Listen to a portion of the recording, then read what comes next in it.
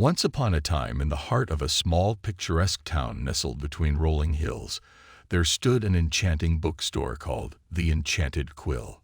It was known far and wide for its old-world charm and an air of magic that seemed to linger within its time-worn walls. Sarah, a young woman in her 20s, had always been drawn to the bookstore's rustic facade and welcoming atmosphere. She often visited, wandering its labyrinthine shelves, each lined with leather-bound classics and mysterious tomes. But there was one area she never explored: the locked door at the back of the store. One sunny afternoon, while browsing through a dusty shelf of forgotten books, Sarah overheard a hushed conversation between the bookstore owner, Mr. Thorne, and an elderly woman who was clutching a leather-bound journal. "You must take care of this," the woman implored, her eyes filled with a strange mix of longing and sorrow. Mr. Thorne nodded solemnly, accepting the journal. "I promise it will be kept safe." The woman left the bookstore, and Sarah couldn't help but be curious about the journal's contents. She approached Mr. Thorne, who looked at her with a knowing twinkle in his eye. "Ah, Sarah," he said, "I think you might be the one to unlock its mysteries." With a sense of anticipation, Sarah took the journal from Mr. Thorne.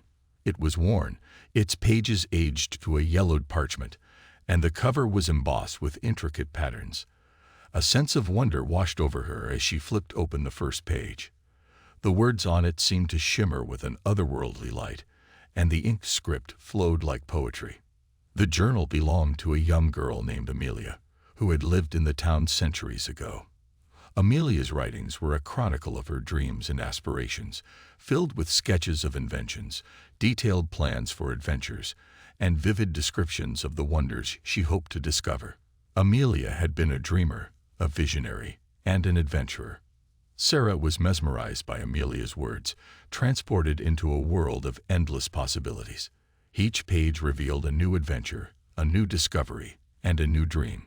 As she read, Sarah found herself connecting with Amelia's spirit, feeling the deep kinship with the young dreamer from the past. One day, as Sarah turned the pages, she came across a drawing of the very bookstore she was in, but it looked different, older, more mysterious. Intrigued, she searched the store until she found the location in the drawing, a hidden door obscured by a bookshelf. With trembling hands, Sarah pushed the books aside and opened the door, revealing a secret room she'd never noticed before. The room was bathed in soft, ethereal light, and the air was filled with a hint of something magical. Inside, she discovered a collection of enchanted books, each one containing the essence of a famous scientist, artist, or thinker from history.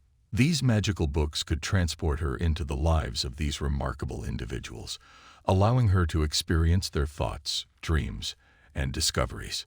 Sarah realized that the journal had been Amelia's portal to these magical books, and now it was hers. Over the weeks that followed, she delved into the lives of historical figures, gaining knowledge, inspiration, and a profound appreciation for the world of academia. With newfound determination, Sarah returned to her studies. She poured her heart and soul into her education, inspired by the dreams and wisdom she had uncovered in the enchanted books. As she pursued her dreams, she knew that the bookstore had given her a precious gift, the gift of unlocking her true potential. The Enchanted Quill continued to be a haven for dreamers and seekers of knowledge, its magic enduring through the ages.